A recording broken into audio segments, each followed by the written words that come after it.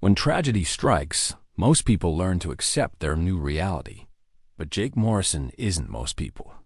5 years ago, a 2,000-pound bull named Diablo ended his rodeo career in 8 brutal seconds, leaving him paralyzed from the waist down. The doctor said he'd never walk again, let alone ride.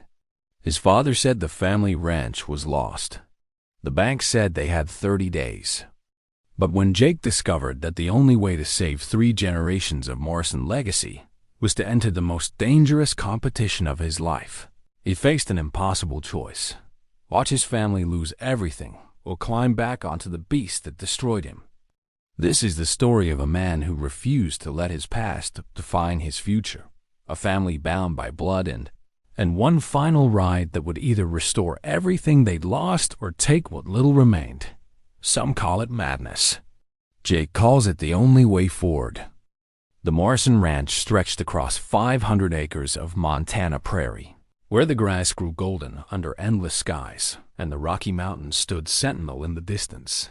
For 3 generations, the Morrison family had raised cattle and horses on this land, surviving droughts, market crashes, and the relentless march of time. The ranch house itself told the story of their perseverance: weathered wood that had withstood countless winters, a wraparound porch where Jake's grandfather had taught him to rope, and a barn that still smelled of hay and heritage. But now, in the summer of 2019, all of it hung by a thread as thin as spider silk. Jake Morrison sat in his wheelchair on that same porch, watching the sunset paint the sky in shades of amber and crimson. At 32, he carried himself with the quiet dignity of someone who de-learned to navigate a world that wasn't built for him. His shoulders were broad from years of pushing himself around the ranch, his hands calloused from rope and leather, his face weathered beyond his years. Those who remembered him from his rodeo days could still see traces of the fearless young cowboy who deconquered arena after arena. But 5 years had carved something deeper into his features: acceptance mixed with an unspoken sorrow. His father, Robert Morrison, emerged from the house carrying 2 bottles of beer. At 65, Robert moved with the stiffness of a man whose body had absorbed decades of ranch work. His hair had gone completely white in the years since Jake's accident, and new lines creased his face like the cracks in drought-dried earth. He handed 1 bottle to Jake without a word and settled into the wooden chair beside him, the same chair where 4 generations of Morrison men had sat to contemplate their fortunes and failures. "Bank called again," Robert finally said, his voice gravelly from years of shouting over wind and livestock. "Gave us until the end of August." That's it. Jake took a long pull from his beer, saying nothing. They'd had this conversation in various forms for months now. The ranch had been struggling even before his accident, but losing their star competitor and the prize money he brought in had accelerated their decline. Medical bills had consumed their savings. Equipment had broken down without money to replace it. Cattle prices had dropped while feed costs climbed. The mathematics of their ruin were simple and brutal. "Maybe it's time, Jake," Robert continued, staring out at the land his father had left him. "Maybe we've held on long enough. Your mother and I could find a small place in town." "You could." "Could what, Dad?" Jake interrupted, his voice sharper than intended. "Move into some assisted living facility? Spend my days watching game shows and waiting for someone to help me with everything?" Robert's jaw tightened, but he didn't respond.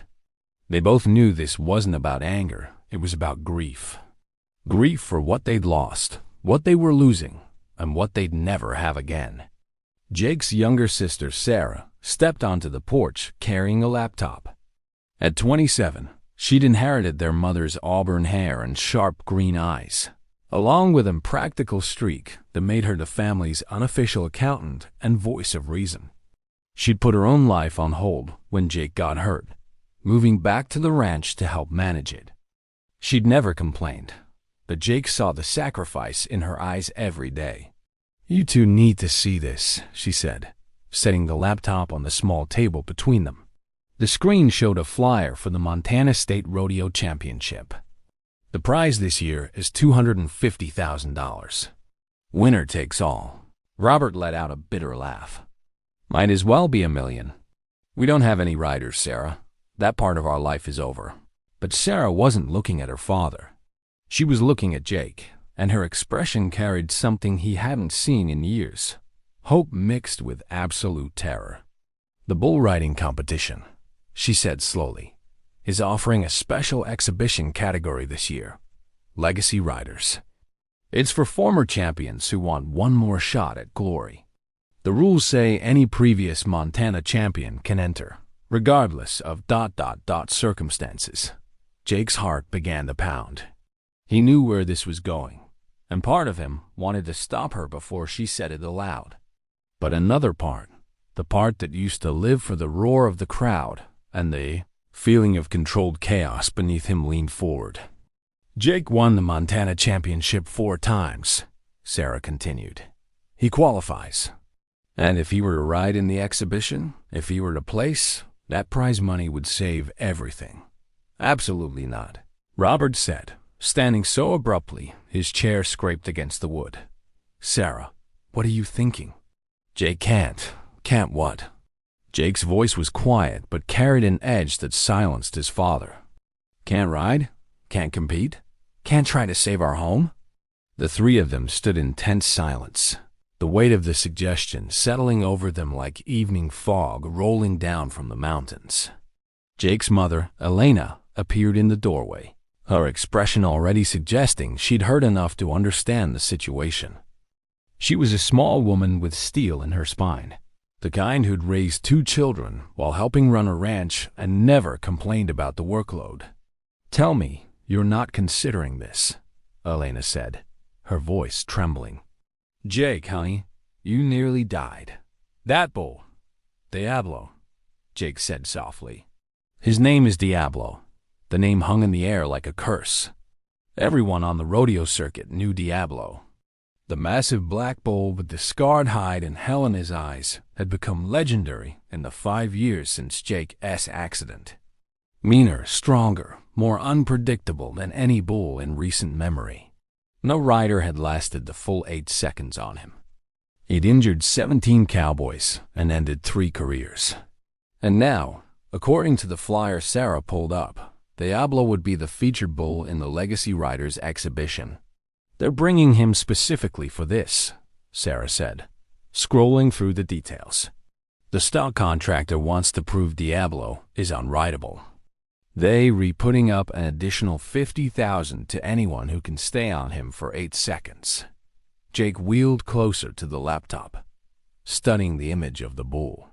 Even in a photograph, Diablo looked like concentrated violence, a creature built for one purpose, throwing men off his back and making sure they remembered it. Looking at that image, Jake could feel it all again. The explosive power beneath him, the whiplash motion of his neck, the moment his hand slipped from the rope, the airborne sensation of weightlessness, and then the impact that changed everything. His hands began to shake, and he gripped the wheels of his chair to steady them.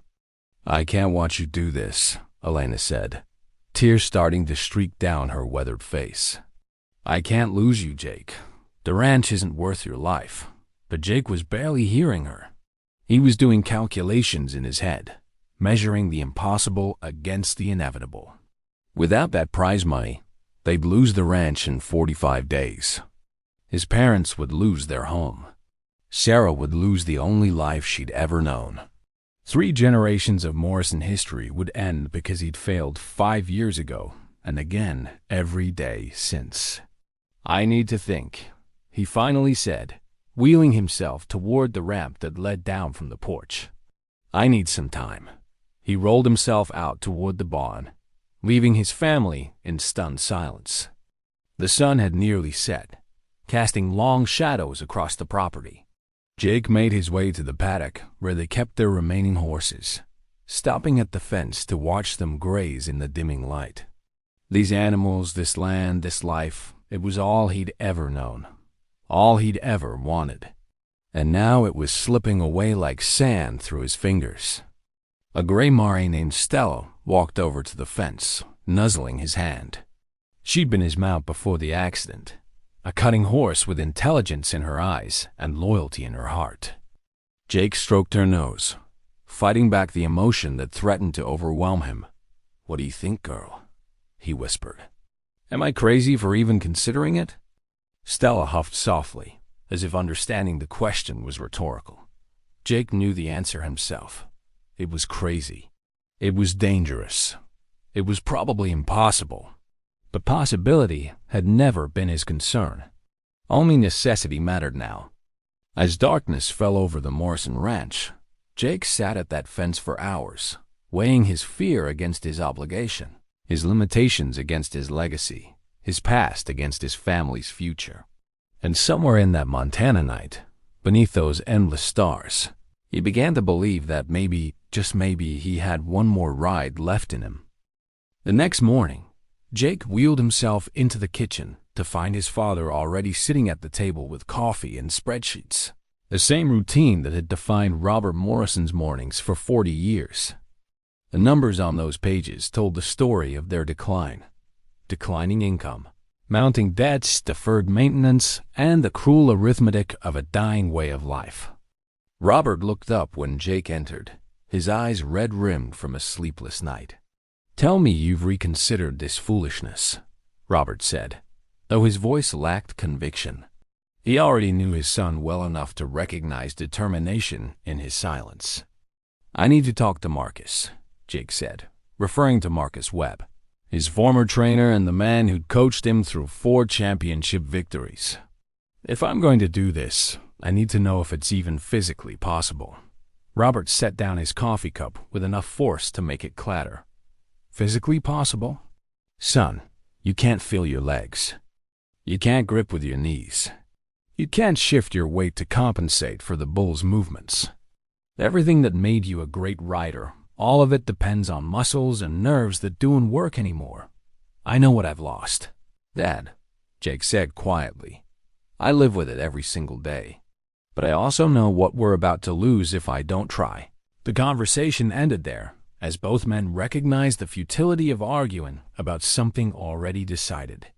After breakfast, Jake made the call to Marcus, who lived 2 towns over and still trained rodeo competitors despite being in his 70s.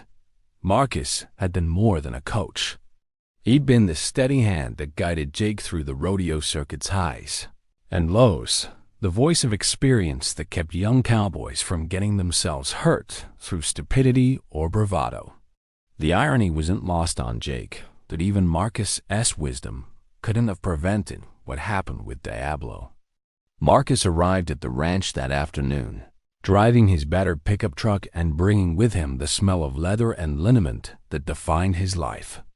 He was a tall, lean man who moved with the careful precision of someone whose body bore decades of rodeo injuries. His face was deeply lined, weathered to the texture of saddle leather, and his eyes held a mixture of wisdom and worry as he embraced Jake. "Heard you've gone completely insane," Marcus said, settling into a chair across from Jake in the ranch house living room. "Want to tell me it's not true?" "Can't do that, Marcus," Jake replied. "But I need your honest assessment. Can it be done?" Marcus studied him for a long moment, then let out a heavy sigh. "Honestly, I don't know. What you're talking about has never been attempted, far as I know. Bull riding at that level requires split-second adjustments, core strength, leg control, all things that ... He trailed off, not wanting to state the obvious. "Things I don't have," Jake finished for him. "But I've spent 5 years building upper body strength that is probably twice what it was before. My balance is better than most people think, because I've had to relearn everything about how my body works. And I still understand bulls, Marcus. That knowledge didn't disappear with my ability to walk. Understanding bulls doesn't keep you on them," Marcus countered. "You know that better than anyone." They talked for hours, Marcus posing questions Jake couldn't always answer, Jake proposing adaptations Marcus couldn't always endorse. But slowly, incrementally, something began to emerge from their conversation. Not a solution exactly, but a framework for attempting the impossible. They'd need specialized equipment, a modified rigging that could provide additional support without violating rodeo rules. They'd need unconventional training methods focusing on upper body explosiveness and core control. Most critically, they'd need time, and time was the one resource they didn't have. "We've got 6 weeks until the competition," Marcus finally said. "That's not enough time to prepare properly. Most riders train for months before attempting a bull like Diablo, and they have full use of their bodies. Then we work with what we have," Jake insisted. "I'm not asking for guarantees, Marcus. I'm asking for a chance." Marcus looked at this young man he'd trained since Jake was 16, seeing both the fearless competitor he'd once been and the determined survivor he'd become. Finally, he nodded. "All right, we start tomorrow. But I'm telling you right now, this is going to be the hardest thing you've ever done. And there's a very real chance it could end badly. Not just losing badly, getting hurt badly. Or worse." "I understand," Jake said. "And I'm doing it anyway." That night, Jake barely slept. His mind raced through scenarios, possibilities, and fears. He thought about Diablo, the way the bull moved, the signature spin that had caught him off guard 5 years ago, the explosive power that had launched him into the air like a rag doll. He'd studied that bull obsessively after the accident, watching footage over and over, analyzing every ride, understanding that Diablo wasn't just strong, he was smart. The bull seemed to anticipate riders' movements, adjusting his strategy to exploit their weaknesses. That intelligence made him far more dangerous than brute strength alone. Training began the next morning in the Morrisons' old training arena, a fenced area behind the barn where Jake had learned to ride as a teenager. Marcus had brought equipment: a mechanical bull, crash pads, modified rigging, and an assortment of straps and supports that would help stabilize Jake's lower body without providing so much assistance that it would disqualify him from competition. The first attempt was humbling. Even on the mechanical bull at its lowest setting, Jake lasted less than 3 seconds before the centrifugal force threw him off. He hit the crash pad hard, the impact knocking the wind from his lungs and reminding him of just how vulnerable he was. Sarah, who'd insisted on being present for training, rushed over, but Jake waved her off, using his upper body strength to haul himself back into the wheelchair. "Again," he said through gritted teeth. They went again, and again, and again. By the end of that first day, Jake had attempted 47 rides and completed exactly 0 successful 8-second runs. His shoulders screamed with fatigue, his hands were raw despite the gloves, and every muscle in his upper body felt like it was on fire. But he'd also learned something crucial. It wasn't entirely impossible. In those brief seconds before each fall, he'd felt moments where his balance held, where his core engaged properly, where his hand grip and timing aligned. The days blurred together into a brutal routine.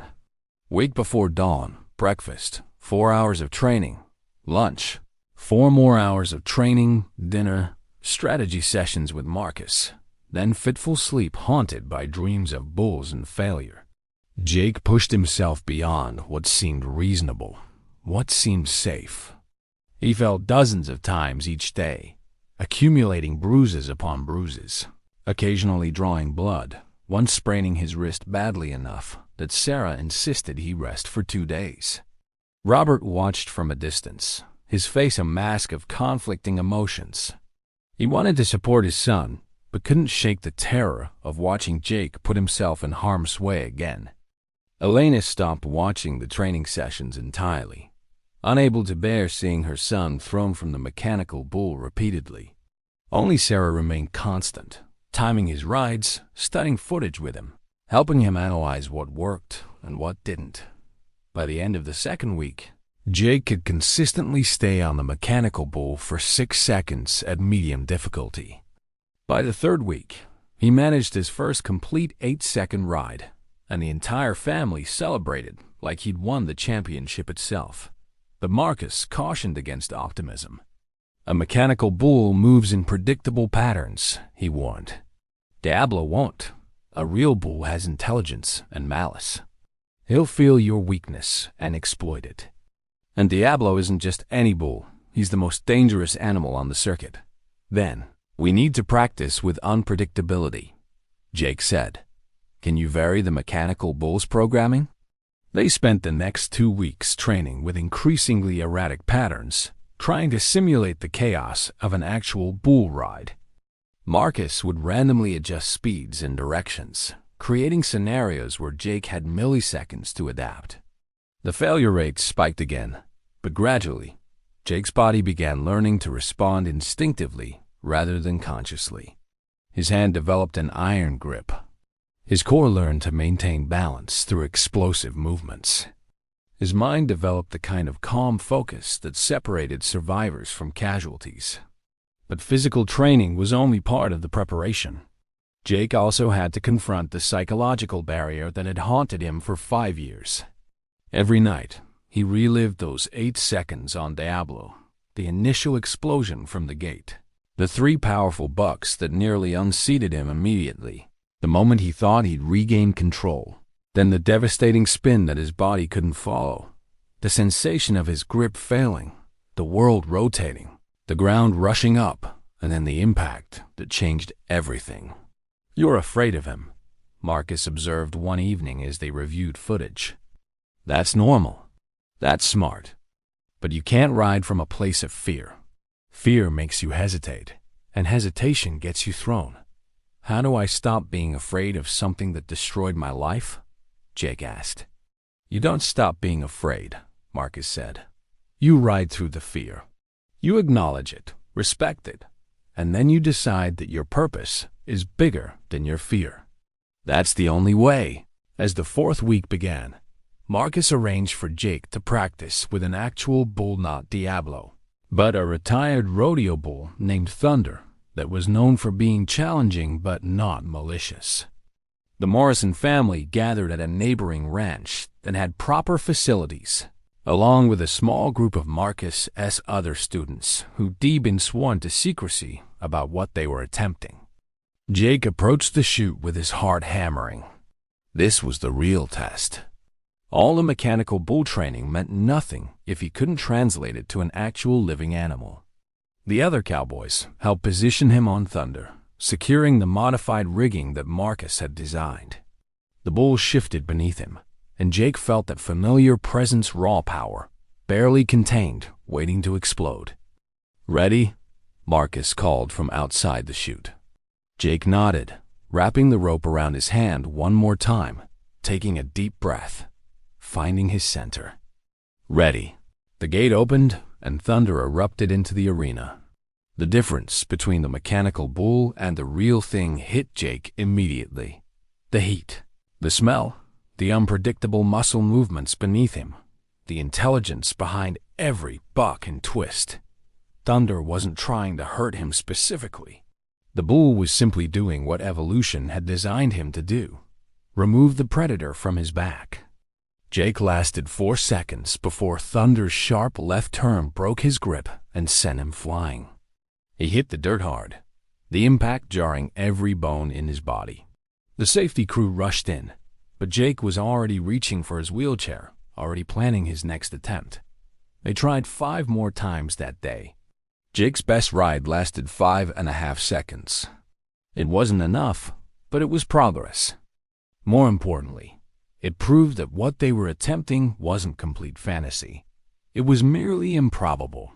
Over the next 2 weeks, Jake practiced with Thunder twice more, and with 2 other retired bulls that Marcus brought in. His ride times improved incrementally: 6 seconds, then 6.5, then 7.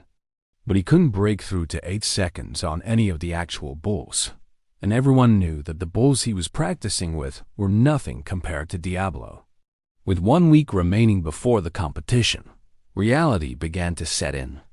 Jake was better than he'd been when they started, dramatically better. But was he good enough? The question haunted everyone involved in the training. Sarah ran the numbers obsessively, trying to quantify Jake's improvement and project his chances. The mathematics weren't encouraging. Then Marcus received a call that changed everything. One of his former students, a stock contractor named Ray Johnson, had heard rumors about what Jake was attempting. Ray had access to footage of every Diablo ride in the past 5 years, angles and slow-motion captures that were unavailable to the public. He offered to share it all if Jake was serious about facing the bull again. Jake and Marcus spent 3 consecutive nights analyzing that footage, studying Diablo's patterns, looking for weaknesses or predictable behaviors. What they discovered was both illuminating and terrifying.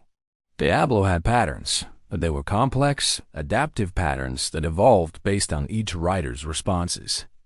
The bull would test riders in the first 2 seconds, identifying their primary fear or weakness, then ruthlessly exploit it. Riders who leaned right would face devastating left spins. Riders who gripped too tight would face sudden drops that broke their hold. Riders who relied on leg strength would face twisting motions that made legs irrelevant.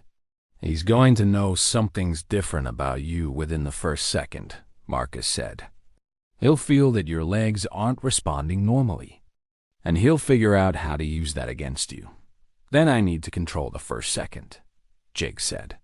"I need to establish dominance before he can analyze my weakness." They developed a strategy based on that insight. Explosive aggression in the initial moments, matching Diablo's power with Jake's upper body strength, claiming the psychological advantage before the bull could seize it. It was risky aggressive riding, meant Jake would be more likely to lose his grip, but passive riding against Diablo had failed 17 consecutive cowboys. In the final days before the competition, Jake practiced the opening with obsessive focus. His hand developed calluses on top of calluses. His shoulder muscles grew dense with repeated explosive movements. He practiced the mental component too, visualizing success, programming his mind to react instinctively to whatever Diablo might do, building a foundation of certainty that could withstand 8 seconds of controlled chaos. The night before they were scheduled to leave for the competition, the entire Morrison family sat together on the porch one last time. No one spoke about what might happen, the possibility of failure, the possibility of injury, the possibility that Jake might not come home the same person who left. Instead, they talked about memories. Jake's first rodeo at age 7, Sarah's terrible habit of naming every animal on the ranch, Robert's legendary stubbornness that had kept the ranch alive through previous crises, Elena's quiet strength that held them all together. As the evening wore on and his parents and sister finally went inside, Jake remained on the porch, staring out at the land that had defined his family for generations. Tomorrow, he would either save it all or lose everything, including possibly his life. The weight of that responsibility pressed down on him like a physical force. But beneath the fear and the pressure, Jake felt something else. Purpose. For 5 years, he'd been defined by what he'd lost. Tomorrow, he would be defined by what he chose to fight for. And whatever happened in those 8 seconds, he would know he'd given everything he had to the only thing that truly mattered: family, legacy, and the land that had raised him. The moon rose over the Montana prairie, silver light washing across 500 acres of Morrison history. And Jake Morrison, paralyzed cowboy, impossible dreamer, and last hope for his family's survival, wheeled himself inside to prepare for the ride of his life. The Montana State Rodeo Championship grounds sprawled across 40 acres of fairground on the outskirts of Billings, transformed into a temporary city of horse trailers, vendor stalls, and carnival attractions. The Morrison family arrived 2 days before Jake's scheduled ride, giving him time to acclimate to the environment and complete the required registration and medical evaluations. That medical evaluation proved to be the first major obstacle.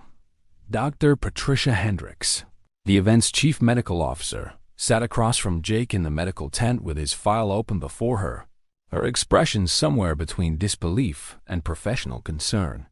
She was in her 50s, with prematurely gray hair and the no-nonsense demeanor of someone who'd seen too many cowboys make stupid decisions and paid the price in blood and broken bones. "Mr. Morrison," she began carefully, "I understand you were a champion rider before your injury. I also understand your family is facing financial difficulties. But what you're proposing, I've never encountered anything like this in 30 years of rodeo medicine. Does the rulebook prohibit it?" Jake asked, keeping his voice level. Dr. Hendricks consulted the documents before her. "No, technically it doesn't. The Legacy Riders category was created to honor former champions, and there's no specific exclusion for disabilities." "But the spirit of the rule—" "The spirit doesn't matter," Marcus interrupted, sitting beside Jake. "The letter of the rule is what counts. Jake is a 4-time Montana champion. He meets every qualification for entry. Unless you can cite a specific regulation that excludes him, you have to approve his participation." The doctor's lips pressed into a thin line. She looked between Jake and Marcus, then down at the paperwork again. "I could argue that you don't meet the basic physical requirements for safe participation. I could refuse to clear you medically." "You could," Jake agreed. "And then I'd appeal, and we'd all end up in lawyers' offices instead of the arena. Or you could trust that I know my own limitations, that I've trained extensively for this specific challenge, and that I'm willing to accept the risks involved. It's not just about you accepting the risks," Dr. Hendricks said, her professional mask slipping to reveal genuine concern. "Jake, I reviewed your medical records from 5 years ago. What Diablo did to you, most people don't survive that kind of impact. And now you want to climb onto him again without the physical capabilities you had then. This isn't brave. It's necessary," Jake finished quietly. "And with all due respect, Doctor, it's also my choice." The standoff lasted another 20 minutes, with Dr. Hendricks proposing additional safety measures, Marcus negotiating their implementation, and Jake sitting calmly at the center of it all, refusing to be moved from his purpose. Eventually, reluctantly, the doctor signed the medical clearance with the provision that Jake would wear additional protective equipment and agree to immediate transport to the trauma center if he was injured. Walking out of that tent, or rather wheeling out, Jake felt the first real confirmation that this was actually happening. He was cleared to compete. In 48 hours, he would face Diablo again. News of Jake's participation spread through the rodeo community like wildfire. By that evening, every competitor, stock contractor, and rodeo official knew that the paralyzed cowboy was attempting the impossible. Reactions ranged from supportive to skeptical to openly hostile. Some cowboys approached Jake to offer encouragement and share their own stories of overcoming adversity. Others whispered that he was making a mockery of the sport, that his attempt was a publicity stunt that would end in embarrassment or worse. The media attention was overwhelming. Local news stations wanted interviews. Sports bloggers published think pieces debating the ethics of allowing Jake to compete. Social media exploded with opinions from people who'd never been near a rodeo. The championship organizers, initially uncertain how to handle the situation, quickly realized they were sitting on the most compelling story in rodeo history and began promoting Jake's ride as the featured event of the entire competition. Sarah handled most of the media requests, carefully controlling access to Jake so he could focus on preparation. But she couldn't shield him from everything, and some interactions were unavoidable. The most significant came on the evening before his scheduled ride, when Jake was approached by a tall, heavyset man wearing a custom leather jacket and an expression of barely concealed contempt. "Jake Morrison," the man said, though it wasn't really a greeting. "I'm Tom Bradley. I own Diablo." Jake had heard of Bradley everyone in rodeo had. He was a stock contractor with a reputation for breeding the meanest, most dangerous bulls on the circuit. Bradley treated his animals well enough to avoid controversy, but everyone knew he took pride in their ability to hurt cowboys. He saw bull riding as warfare and every thrown rider as a victory for his side. "Mr. Bradley," Jake acknowledged neutrally. "I heard you plan to ride my bull tomorrow," Bradley continued, his voice dripping with false courtesy. "Wanted to come by and make sure you understand what you're getting into. Diablo's thrown every rider who's tried him in 5 years. Injured 17 of them. 3 of them never competed again. And that's with cowboys who could use their whole bodies." "I'm aware of Diablo's record," Jake said calmly. "Are you aware," Bradley leaned closer, "that some people think you're making a mockery of this sport? That you're turning a serious athletic competition into a circus sideshow? The Legacy Riders category was meant to honor champions, not give them a platform for desperate stunts." Marcus stood up, his face reddening. "You need to back off, Tom." But Jake raised a hand, stopping Marcus. He met Bradley's gaze without flinching. "Mr. Bradley, I understand you make your living from bulls that hurt people. That's your business, and I respect it. But don't pretend this is about protecting the sport's integrity. This is about your ego. You want Diablo to stay unridden, to preserve his mystique and his value. And you're afraid that a paralyzed cowboy might accomplish what every able-bodied rider has failed to do." Bradley's expression darkened. "You know what I think? I think you're going to embarrass yourself tomorrow. I think Diablo's going to throw you in less than 3 seconds. And you're going to roll away in that wheelchair with everyone feeling sorry for you, but nobody respecting you. And I think deep down, you know that's how this ends." He walked away before Jake could respond, leaving a toxic silence in his wake. Sarah immediately started reassuring Jake, but he waved her off. Bradley's words had been meant to shake his confidence, to plant seeds of doubt that would grow overnight. But Jake had spent 5 years cultivating a different kind of mental toughness, the kind that came from losing everything and rebuilding from nothing. Words couldn't touch that foundation. That night, lying in his hotel bed, Jake did something he hadn't done in years. He called up the video of his accident. Sarah had deleted it from every device in their house, trying to protect him from reliving the trauma. But Jake had kept a private copy, hidden away, never watched but never deleted either. Now, with 12 hours until his ride, he needed to face it again. The footage was from 5 years ago, shot from 3 different angles by cameras at a smaller regional competition. Jake watched himself in the chute, young and confident, checking his rigging one last time. He watched the gate open and Diablo explode into the arena. The first 3 seconds were actually good. Jake matched the bull's initial bucks. His form was strong, his balance solid. Then came second 4 and Diablo's signature move. A sharp spin to the left followed immediately by a reversal to the right, a whiplash motion that had evolved to break riders' grips. Jake's hand held to the first spin, but the reversal was too much. His grip failed, his body went airborne, and for a fraction of a second, he was actually positioned to land safely. But Diablo, with what seemed like calculated malice, twisted mid-buck and knocked Jake sideways. Instead of landing on his back or shoulders, Jake came down at an angle, his spine taking the full force of the impact against the arena floor. Even knowing what was coming, Jake flinched watching it. The medical response was immediate, EMTs rushing in, the crowd going silent, the long minutes before they finally brought out a stretcher. The video ended there, but Jake remembered the rest. The ambulance ride, the hospital, the moment the surgeon told him he'd never walk again. He watched the video 3 more times, studying Diablo's movements, analyzing his own mistakes, understanding that the bull had gotten inside his head at the crucial moment. That psychological edge was what made Diablo unbeatable. He didn't just throw riders, he broke their will first. "Not this time," Jake whispered to the empty hotel room.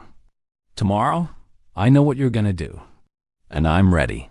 He slept fitfully, his dreams a confused mixture of memory and anticipation. He dreamed of the ranch, of his grandfather teaching him to rope as a child, of his first championship buckle, of the day the bank's letter arrived threatening foreclosure. He dreamed of Diablo, massive and black and intelligent, studying him with eyes that seemed to see straight through to his weakness. He woke before dawn, his heart already racing. This was the day. In a few hours, he would either accomplish something impossible or confirm everyone's worst fears about his judgment. The morning moved in a blur of preparation. Breakfast that he could barely eat, helping Sarah pack his gear, the drive to the fairgrounds, the growing crowd of spectators who'd heard about the paralyzed cowboy's attempt. Marcus met them at the competitor's entrance, carrying the modified rigging they'd spent weeks perfecting. "How are you feeling?" he asked, though his own face was pale with worry. "Honestly, terrified," Jake admitted, "but also more certain than I've been about anything in 5 years." They made their way through the competitor's area, past cowboys preparing for their own rides, past stock contractors checking their animals, past officials and vendors and journalists all buzzing with anticipation. The Legacy Riders exhibition was scheduled for 3 o'clock, the peak of the afternoon when the crowd would be largest and the sun would be hottest. At 2:30, Jake was called to the preparation area. This was his last chance to withdraw, the final moment when he could choose safety over risk, certainty over possibility. He looked at his family, Sarah, trying to be strong but unable to hide her fear, his parents holding hands with white-knuckled intensity, Marcus ready to support whatever decision Jake made. "I'm riding," Jake said simply. The announcement came over the loudspeaker. "Ladies and gentlemen, we have a very special competition this afternoon. Jake Morrison, 4-time Montana champion, will attempt to ride the unrideable Bull Diablo in what promises to be one of the most memorable moments in rodeo history." The crowd's roar was deafening, a mixture of excitement and concern that washed over Jake like a physical force. He began wheeling himself toward the chutes, his family and Marcus following. With each rotation of his wheelchair, Jake felt his focus narrowing, his awareness condensing down to a single point. 8 seconds on the holding area behind the chutes hummed with nervous energy as Jake approached the gate where Diablo waited. The bull's presence was palpable even before Jake could see him. The heavy breathing, the scrape of hooves against metal, the low rumble that wasn't quite a bellow but carried unmistakable menace. Other cowboys in the preparation area had gone silent, watching Jake's approach with expressions that ranged from admiration to disbelief to something that looked uncomfortably like pity. Marcus walked beside Jake's wheelchair, carrying the modified rigging equipment they'd spent weeks developing. It was a masterpiece of engineering and rodeo tradition combined, traditional enough to pass regulations, but incorporating subtle modifications that would help compensate for Jake's lack of leg function. Additional padding protected his spine, while strategically placed straps would provide minimal support without technically violating the rules about artificial assistance. "Remember the plan," Marcus said quietly as they reached the chute. "First 2 seconds are critical. You establish dominance immediately. Show him you're not the same rider he threw 5 years ago. Make him react to you instead of you reacting to him." Jake nodded, but his attention was already fixed on the narrow gap in the chute where he could glimpse Diablo's massive form. The bull was even bigger than Jake remembered, nearly 2,000 pounds of concentrated muscle and aggression, his black hide scarred from years of competition, his eyes holding an intelligence that made him far more dangerous than mere strength suggested. Tom Bradley appeared beside the chute, clipboard in hand and a smile that didn't reach his eyes. "Last chance to back out, Morrison. Nobody would blame you. Most people would call it the smart decision. Most people don't have what I have at stake," Jake replied evenly. Bradley shrugged. "You're a funeral." "Literally, maybe." He turned to the chute crew. "Get him set up." The process of mounting Diablo while in a wheelchair required careful choreography. The crew had built a specialized platform that allowed Jake to transfer from his chair to the top of the chute, then position himself over the bull. It was ungainly and stripped away any pretense of dignity, but Jake had learned long ago that pride was a luxury he couldn't afford. What mattered was getting into position to ride. Sarah stood at the edge of the preparation area, her camera in hand to document the attempt, but her face revealing how much she wished she could be anywhere else. Elena had refused to watch, remaining in the stands with her hands over her face. Robert stood beside Marcus, his weathered face gray with stress, but his jaw set with stubborn Morrison determination.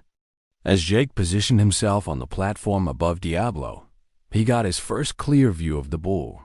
Diablo's head swung toward him, and for a moment, their eyes met. Jake felt a jolt of recognition. Did the bull remember him?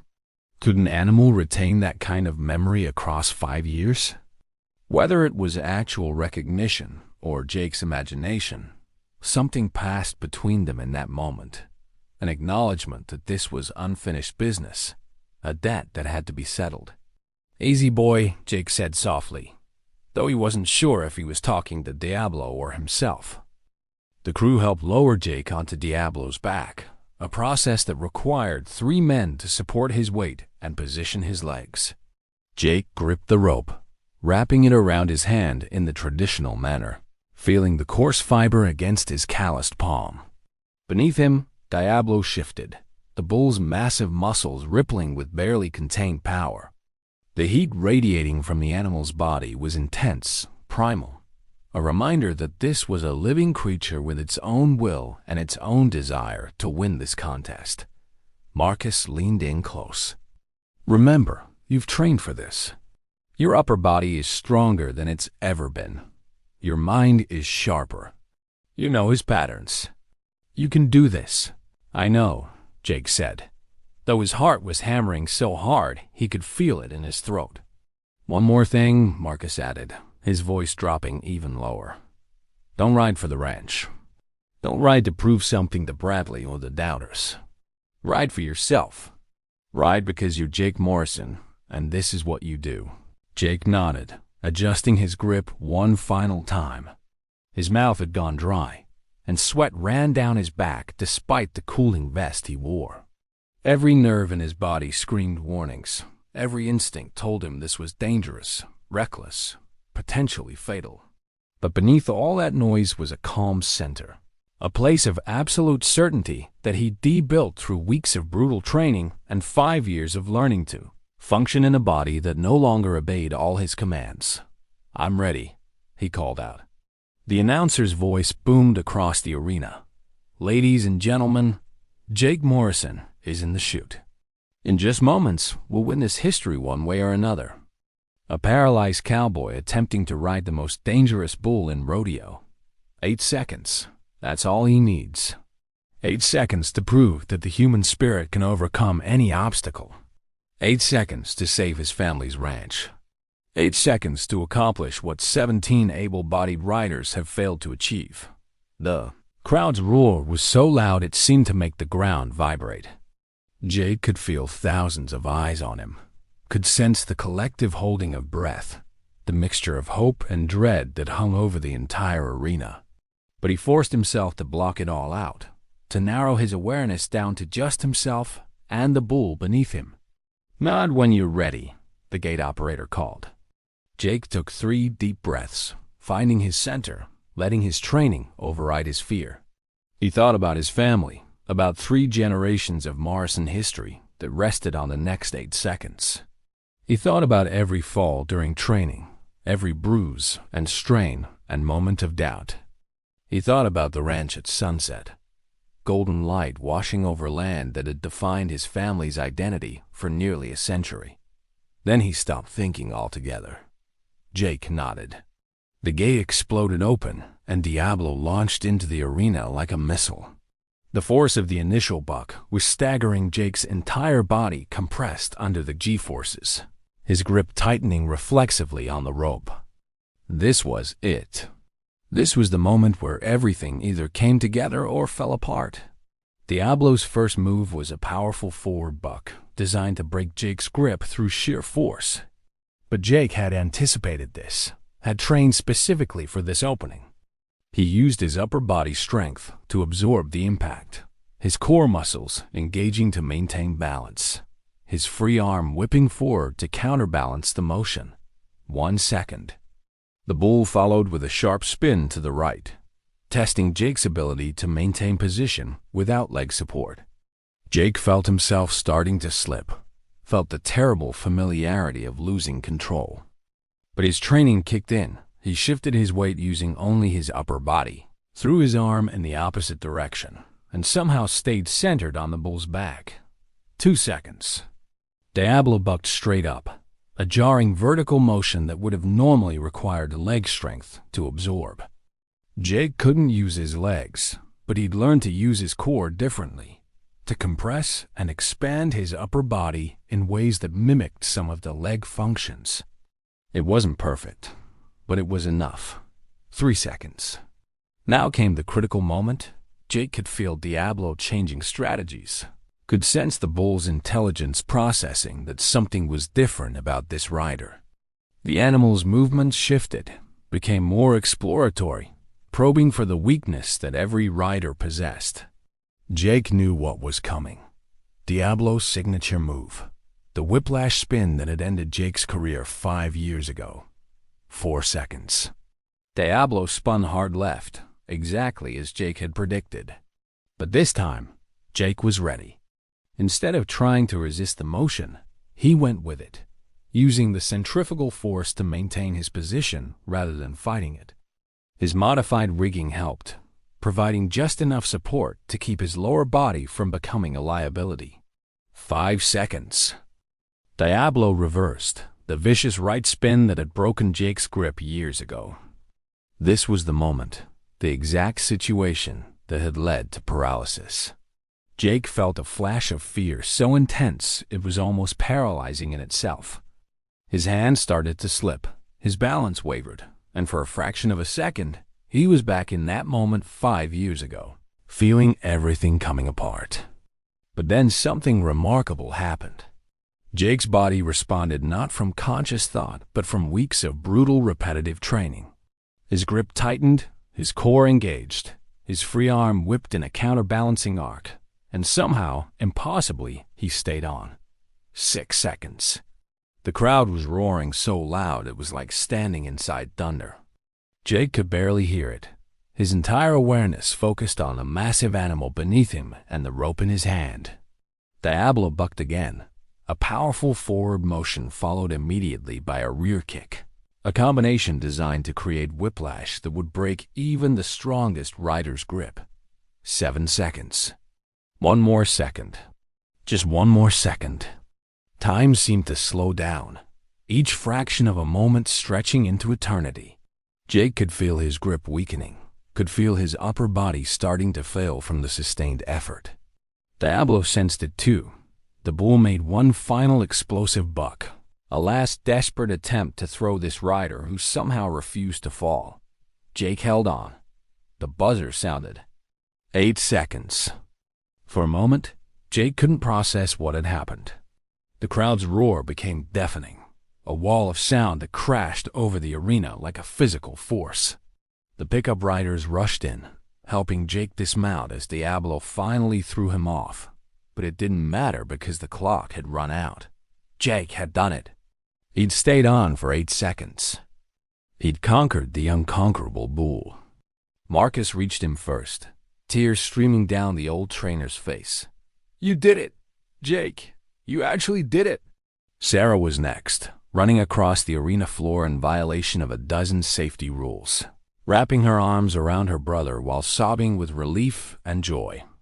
Robert and Elena followed, the entire Morrison family converging on Jake in a tableau of emotion that had the crowd on its feet in standing ovation. But something was wrong. Jake felt it immediately, a strange sensation in his lower back, a warmth that shouldn't be there. He looked down and saw blood seeping through his shirt. The modified rigging had protected him from the worst of the impacts, but 8 seconds of Diablo's full force had reopened old injuries, stressed his spine in ways that his body couldn't fully handle. "Jake?" Sarah noticed it too, her joy turning instantly to concern. "You're bleeding." "I'm okay," Jake said, though he wasn't entirely sure that was true. "We won. We saved the ranch." Dr. Hendricks pushed through the crowd, her face a mixture of anger and professional concern. "I need to examine him. Now, everyone back." As the medical team surrounded him, as the crowd continued cheering, as photographers captured the moment for posterity, Jake felt consciousness starting to slip. The adrenaline that had sustained him through the ride was wearing off, and his body was beginning to register the full extent of what he'd just put it through. The last thing he saw before darkness claimed him was Tom Bradley standing at the edge of the arena, his expression unreadable.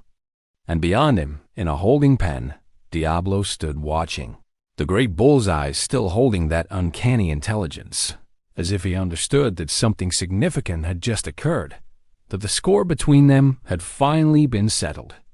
Then Jake's world went black, and he knew nothing more. Jake drifted in and out of consciousness, catching fragments of conversation and sensation like a radio station fading in and out of range. He heard Dr. Hendricks giving urgent instructions to her team.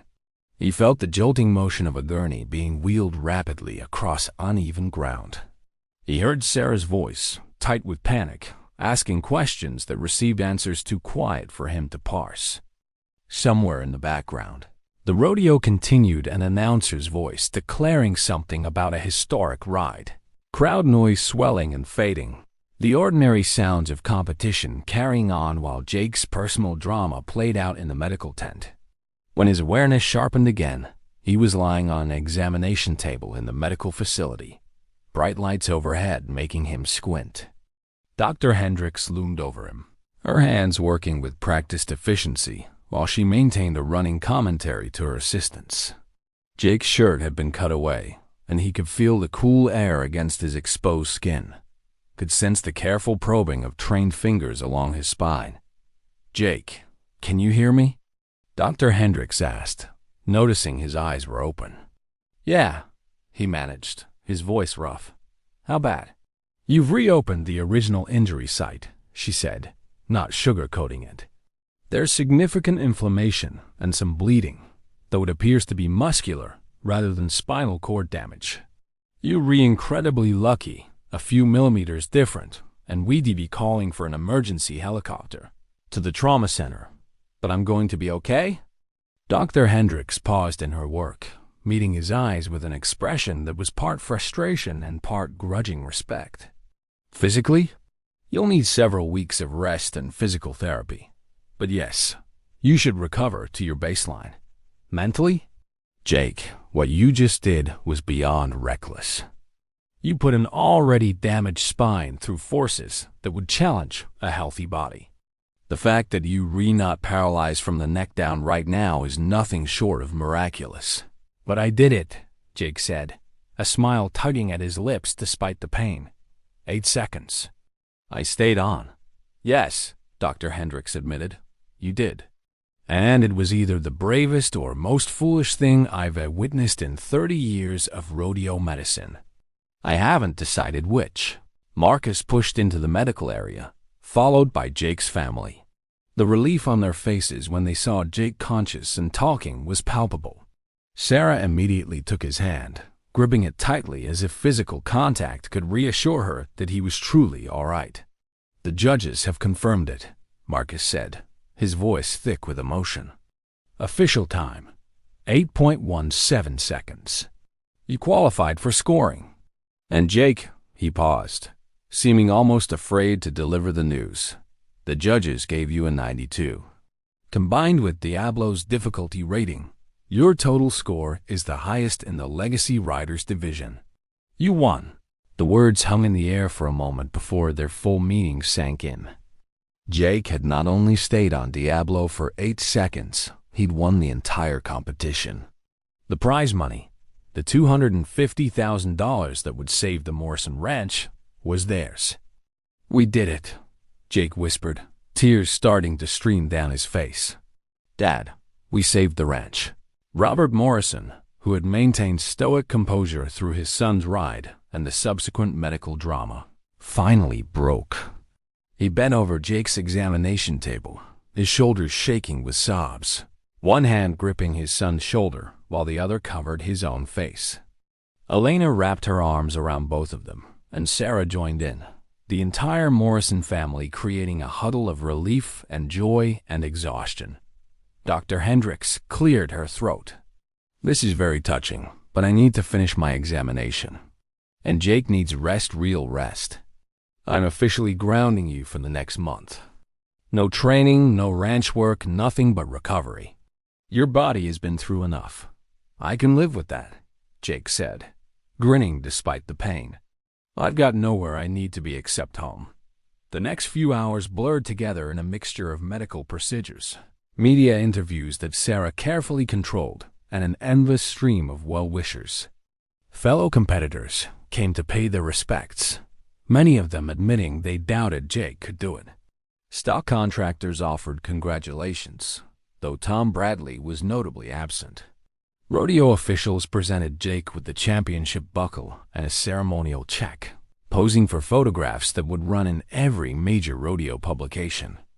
But the most significant visitor came late in the afternoon, as the sun began its descent toward the Montana horizon.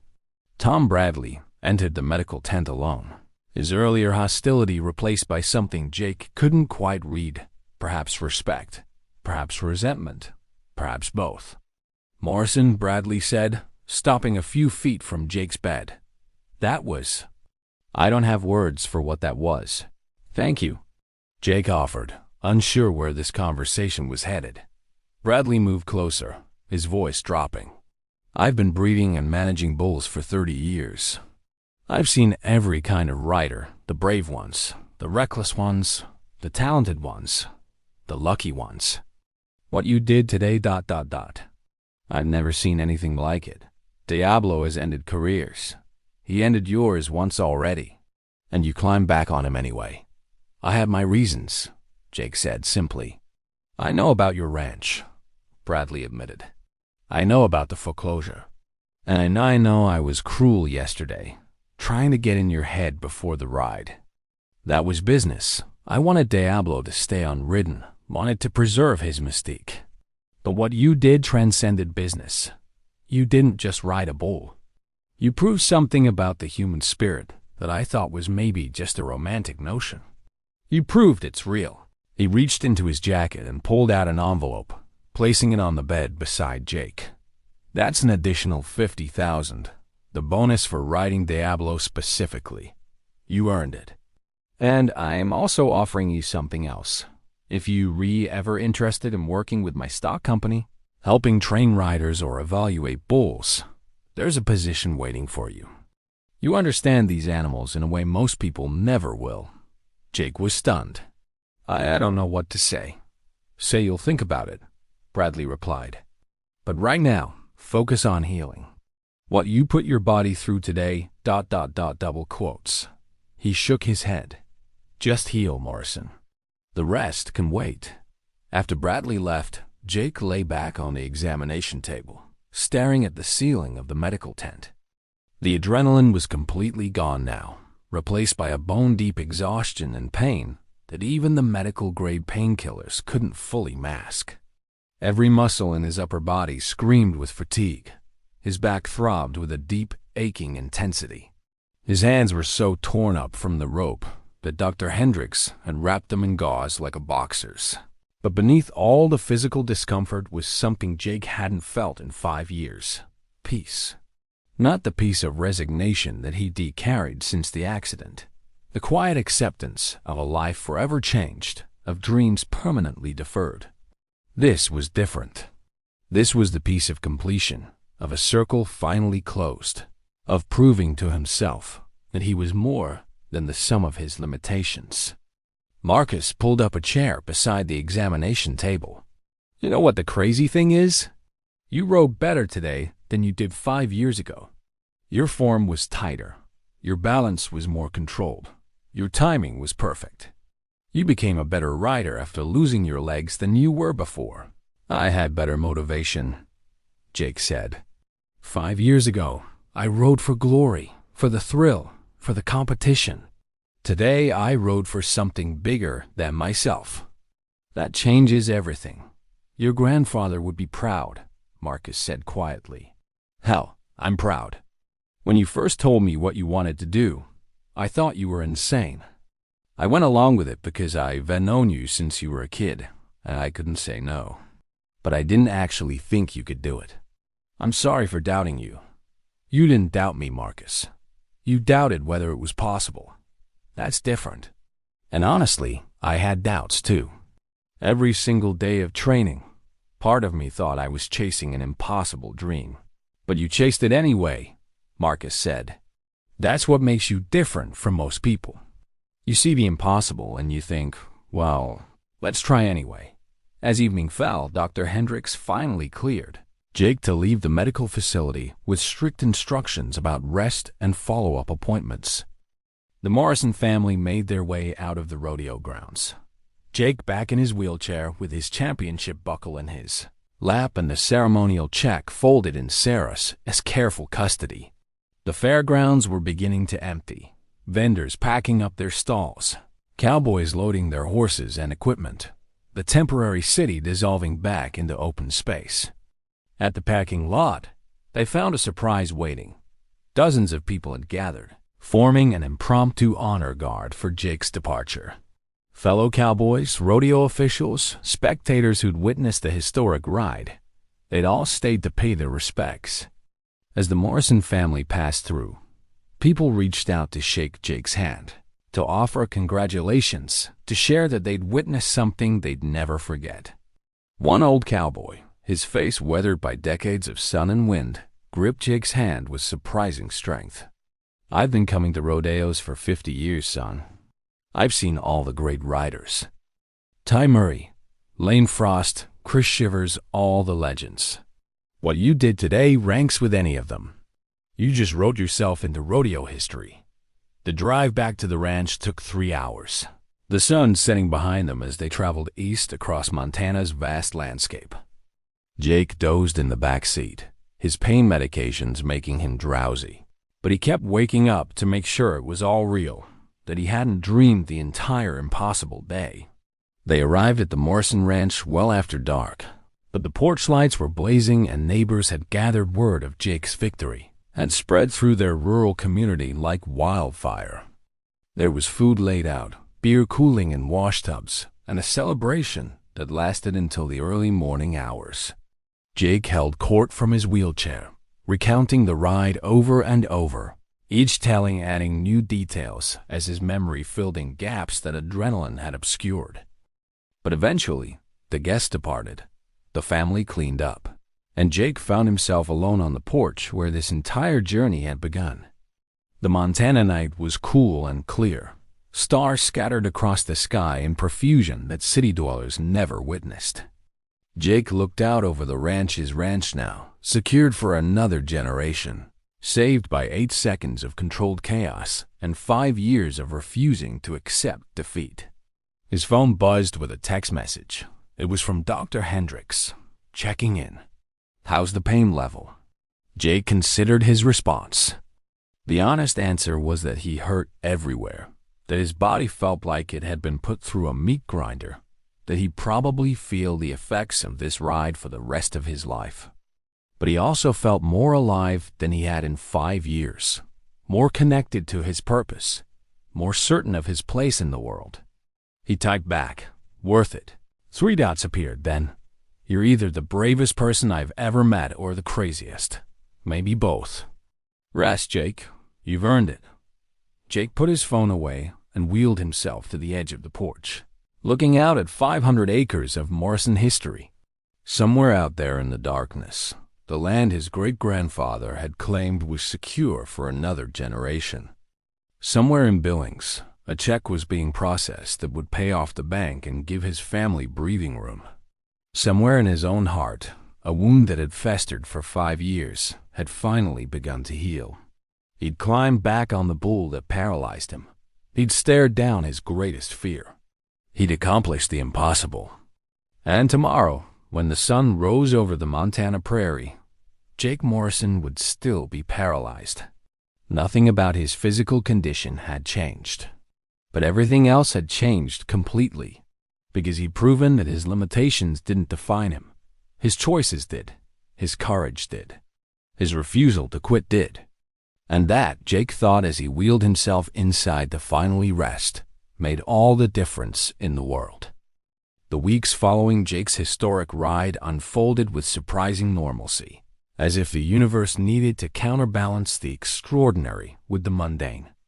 Dr. Hendricks had been serious about enforcing rest, and Jake found himself relegated to the role of supervisor rather than active participant in ranch work. It was frustrating in many ways. He'd spent 5 years learning to function independently, to contribute meaningfully to the ranch's operations, and being sidelined felt like regression. But his body demanded the recovery time, and Jake had learned the hard way that some battles couldn't be won through sheer willpower alone.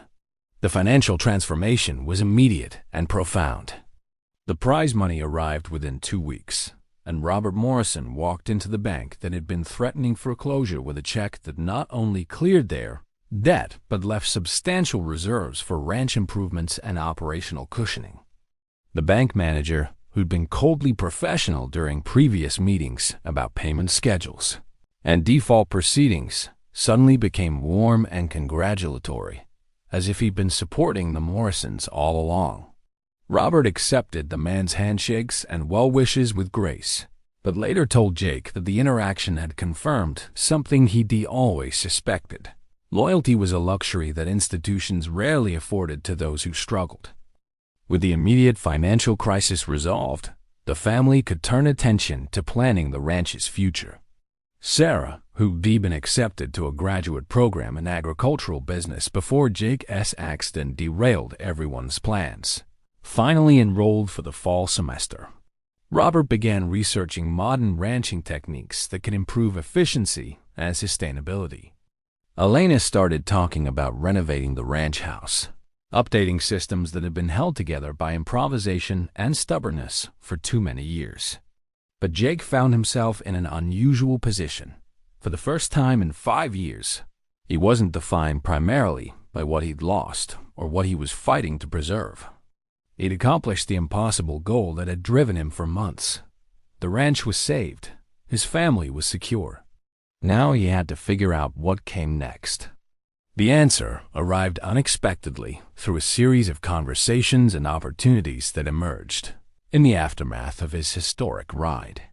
Tom Bradley's offer of employment proved genuine. He called Jake personally to reiterate the position and discuss details. Bradley's stock company needed someone who understood bulls from a rider's perspective, who could evaluate animals not just for their physical attributes, but for their mental capabilities and competitive instincts. "You see things other people don't," Bradley explained during one phone conversation. "When you analyzed Diablo, you understood him not as an obstacle, but as an intelligent opponent. That's rare. Most riders just see a threat. Most stock contractors just see a product. You see the animal itself. That perspective is valuable." Jake was intrigued, but hesitant. Working for Bradley would mean regular travel, consulting on bull selection and rider training at rodeos across the region. It would be challenging for someone in a wheelchair, though not impossible. The rodeo community had proven surprisingly accommodating. More significantly, it would mean embracing his rodeo identity again, stepping back into a world he'd been forced to leave. Marcus offered a different possibility, helping train the next generation of riders at his facility. "You learn to ride without legs," Marcus pointed out. "Imagine what you could teach riders who have full use of their bodies. The mental discipline, the analytical approach, the absolute focus you developed, that's what separates good riders from champions. You could help create the next generation of great cowboys." Sarah suggested a third option, leveraging his story into motivational speaking. The video of Jake's ride had gone viral, accumulating millions of views across various platforms. Media requests continued to pour in: podcasts, morning shows, sports networks, all wanting to interview the paralyzed cowboy who'd conquered the unconquerable bull. "You have a platform now," Sarah said. "You could inspire people facing their own impossible challenges. Show them that limitations are just starting points, not endpoints." Each option had merit, and each aligned with different aspects of Jake's identity and values. But making a decision required understanding something fundamental about himself. Was he a cowboy who happened to be paralyzed, or a paralyzed man who happened to have a cowboy past? The distinction seemed subtle, but it carried profound implications for how he'd move forward. The answer came during a quiet afternoon when Jake drove out to a remote section of the ranch, a high point that offered views across their entire property and into the mountains beyond. He'd come here often as a teenager when he needed to think, and though getting his wheelchair to the overlook now required considerable effort over rough terrain, the struggle felt worthwhile. Looking out over the land, Jake realized that his identity had always been composite, not cowboy or paralyzed person, but both simultaneously, along with brother, son, competitor, survivor, and countless other roles that shaped his understanding of himself. The question wasn't about choosing one identity over others, but about integrating them into something coherent and purposeful. He thought about the journey that had brought him to this moment, the accident that had seemed like an ending, the years of adaptation that had taught him resilience, the impossible goal that had required him to exceed every limitation, and the 8 seconds that had proven he was more than his circumstances. Each phase had built on the previous ones, creating a trajectory that pointed toward a specific kind of future. Jake pulled out his phone and called Marcus first.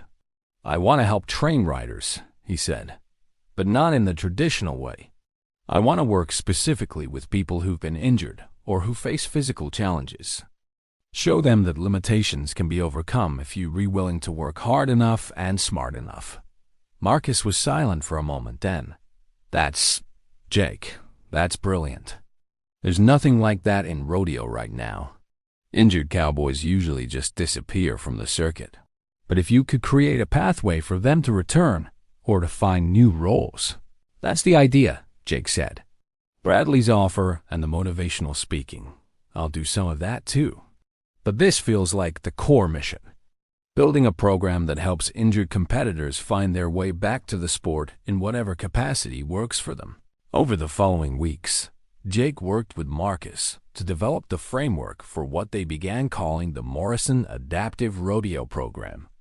It would operate out of Marcus' training facility, but focus specifically on working with injured or disabled individuals who wanted to stay connected to rodeo. Some might train to compete again, like Jake had. Others might transition to judging, stock contracting, training, or other roles within the industry. The program would provide physical training, mental coaching, and practical support for navigating a sport that had traditionally been unforgiving of physical limitations. Funding came from multiple sources.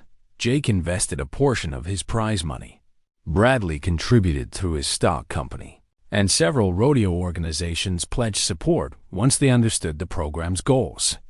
Sarah helped develop the business plan and grant applications, leveraging her agricultural business education to create something sustainable and professional. But the most significant moment came when Jake received a letter from a 17-year-old cowboy in Wyoming named Travis Chen. Travis had been paralyzed in a car accident 6 months earlier and thought his rodeo dreams were finished. Then he'd seen the video of Jake riding Diablo and realized that maybe, just maybe, his story wasn't over. "I don't know if I'll ever ride again," Travis wrote. "Maybe I won't. But watching you proved that I don't have to let this accident define the rest of my life. If you could get back on the bull that paralyzed you, then I can figure out how to stay connected to the sport I love, even if it looks different than I planned. Thank you for showing me that impossible is just another challenge to overcome." Jake read that letter 3 times, each reading hitting him with fresh emotional impact. This was why his ride had mattered. Not because of the prize money or the championship buckle or the media attention, but because his refusal to accept defeat had given someone else permission to refuse their own defeat. The ripples of that 8-second ride were spreading outward in ways he was only beginning to understand.